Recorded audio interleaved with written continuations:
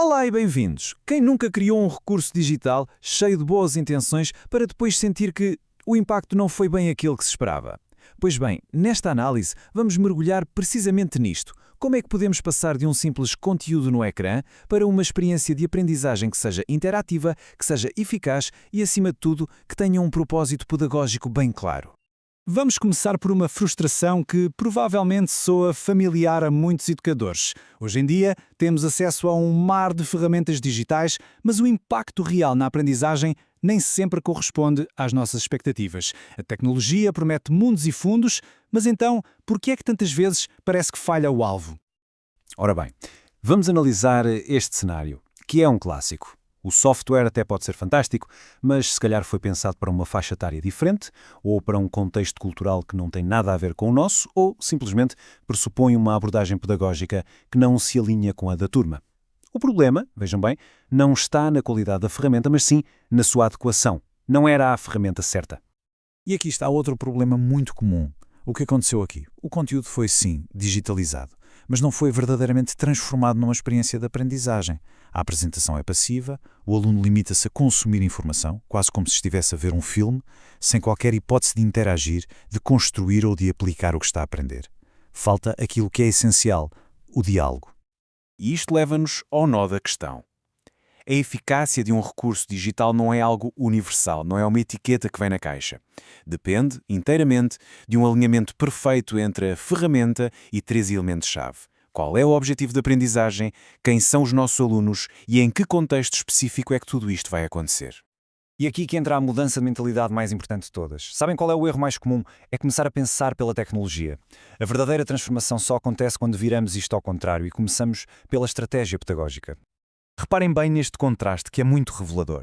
À esquerda, o erro típico. Tenho uma aula de 2 horas, vou simplesmente pô-la no Zoom. O que é que mudou aqui? Absolutamente nada, a não ser o meio. Agora, olhem para a direita, a abordagem correta. Primeiro, definimos a estratégia. Por exemplo, quero que os alunos trabalhem em conjunto para resolver um problema. E só depois, mas só mesmo depois, é que vamos escolher as ferramentas que nos ajudam a pôr essa estratégia em prática.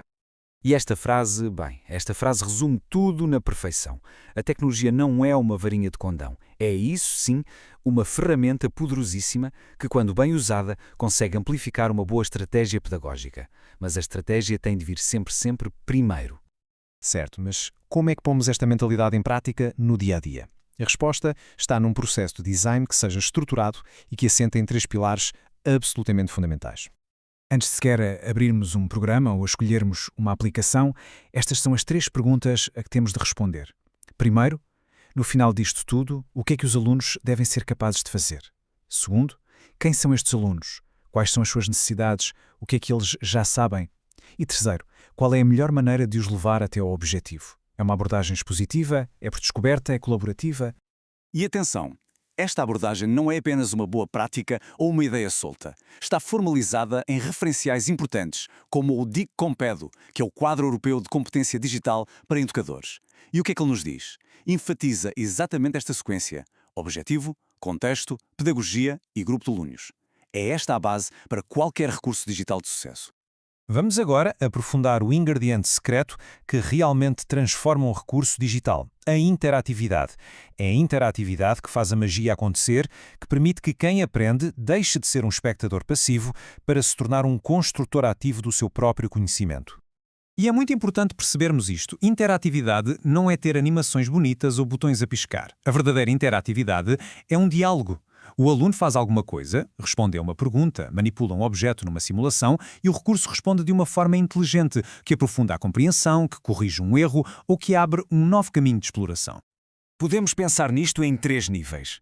A interatividade reativa é a mais simples. Uma ação gera uma reação.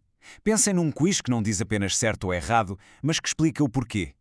Depois temos a adaptativa, que é mais sofisticada. O recurso ajusta-se ao utilizador. Imaginem um jogo em que a dificuldade aumenta à medida que o aluno vai acertando. E no topo, temos a criativa, onde o aluno usa a ferramenta para criar algo de raiz, algo completamente novo.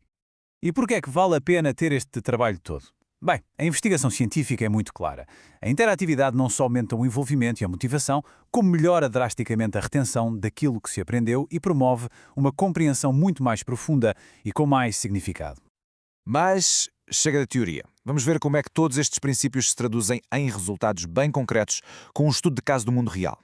O desafio é um velho conhecido de todos os educadores e pais. Como é que se consegue tornar a prática da tabuada, que é uma tarefa por natureza repetitiva, em algo que seja minimamente motivador para crianças? A solução encontrada foi um jogo simples, o Dragon Defense. Um dragão ataca uma torre e para o derrotar é preciso resolver uma conta de multiplicar corretamente.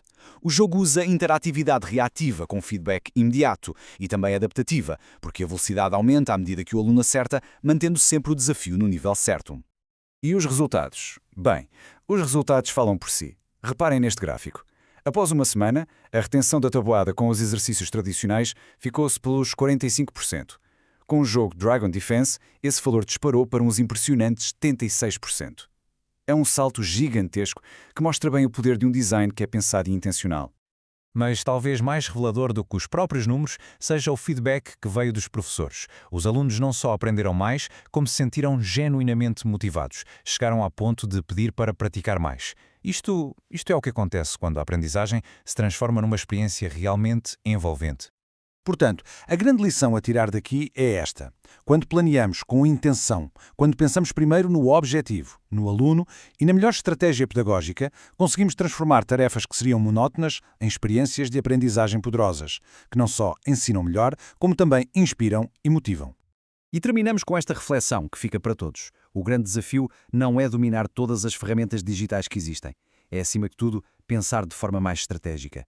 Como é que o próximo recurso que vamos criar pode ser menos uma apresentação de conteúdos e mais um diálogo, mais uma experiência que convida à participação ativa e à construção de conhecimento?